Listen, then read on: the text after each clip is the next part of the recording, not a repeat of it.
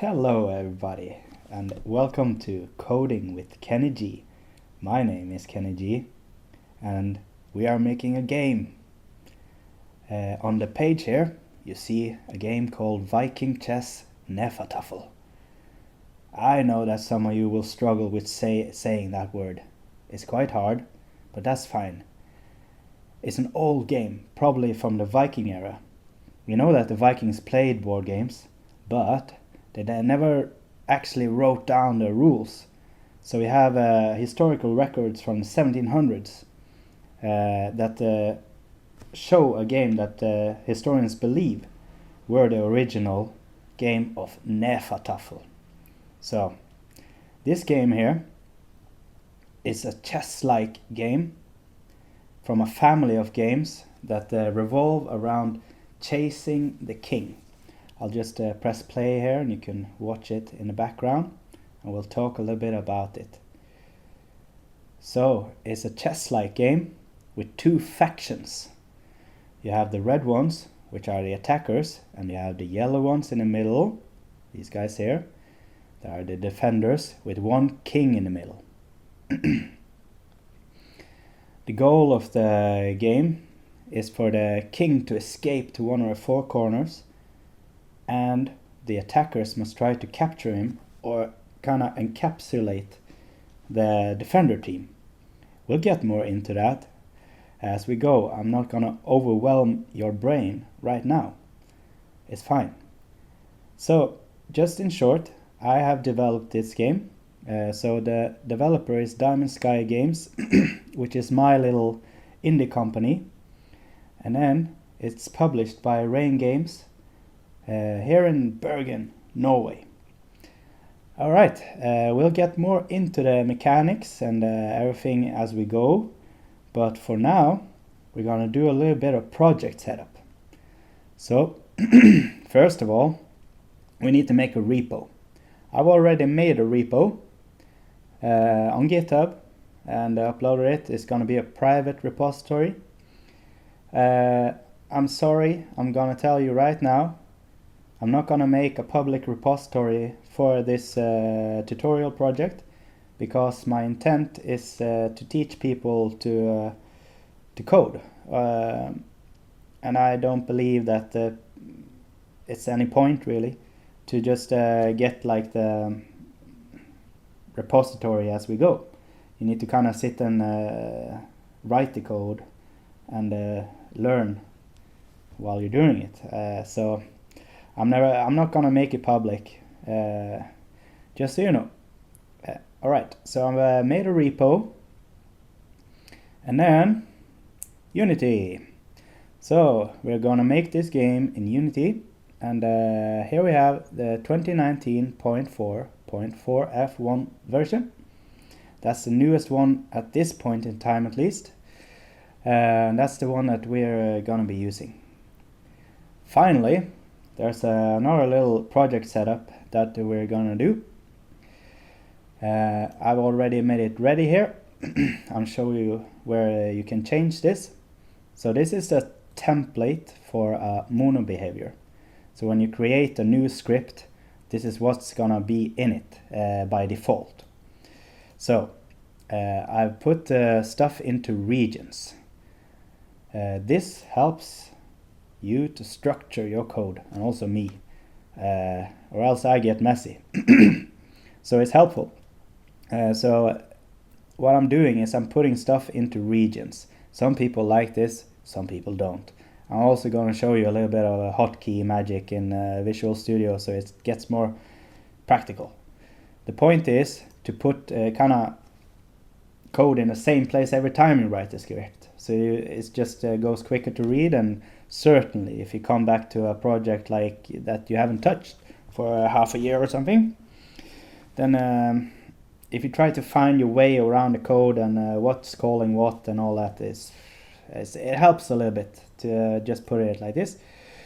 So I made regions for everything. You have a region for public fields, then private fields, then events, mono behavior callbacks, which is the built-in functions of Unity, for example, awake or start or update. Then our event handlers. I use quite a bit of events. I find them quite practical. Then you have private functions, and then you have public functions. That's it. And finally, I like to put stuff into a namespace already. So I put them into my little namespace called Kenny G. Close the brackets here, and then I put these guys, I tab them. I never remember that word in English. It's annoying, but sorry about that. You know what I mean, probably. Okay, so this is the script template, and the way that you find them is that you go to where your Unity editors are located. By default, they're located in the folder called Program Files, not the x86 one. Unity editors, and then you open the newest one, which is 2019.4.4 F1. Editor, data, resources, finally script templates, and then you find the one that's called 81. That's the one that you see here.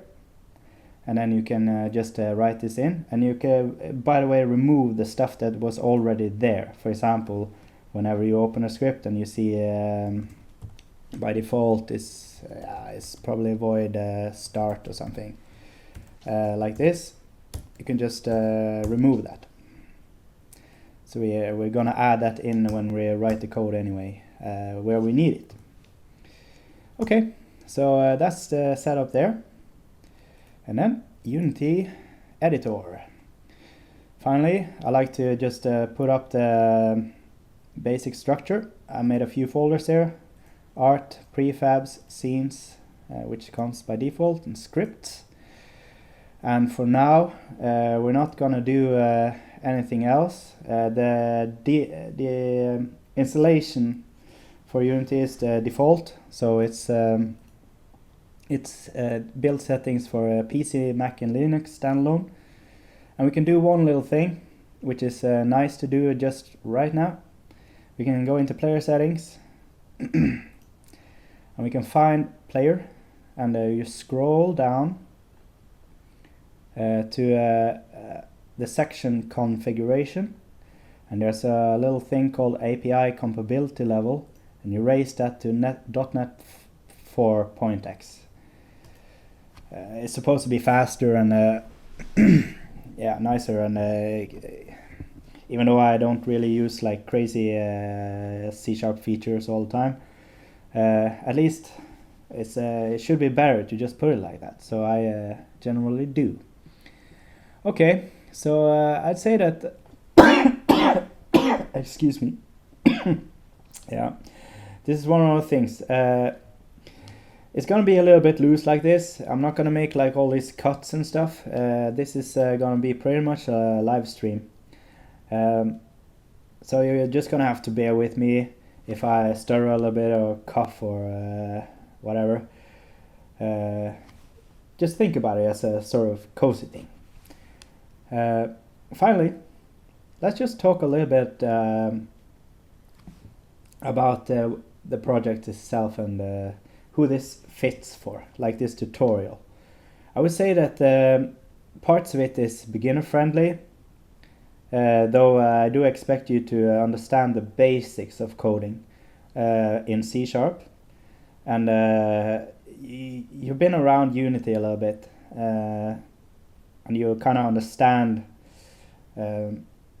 most of the common words and things that you use. For example, the renderer, material, game object. You wrap your head around the normal Unity stuff, and you understand C# coding.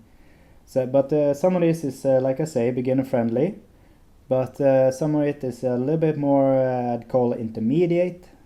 And if we get to it some point later in time, AI, which can be quite difficult, at least to wrap your head around, and it's also fairly difficult to write the code. But for you, it's not gonna just be your think about it, like it's been a lot of problem solving already. I spent about a year on this project, but that was I worked at it part-time, and this tutorial series is not gonna last for a year, so we're gonna try to do things a little bit more efficient. And since I've already written the entire project basically in code, I kind of know my way around it, so it's gonna be a little bit faster. And we're gonna do mechanic by mechanic and implement as we go, and I'll try to explain my best while I go at it, and let's just have some fun. And I hope that people get excited to learn to make a board game like this.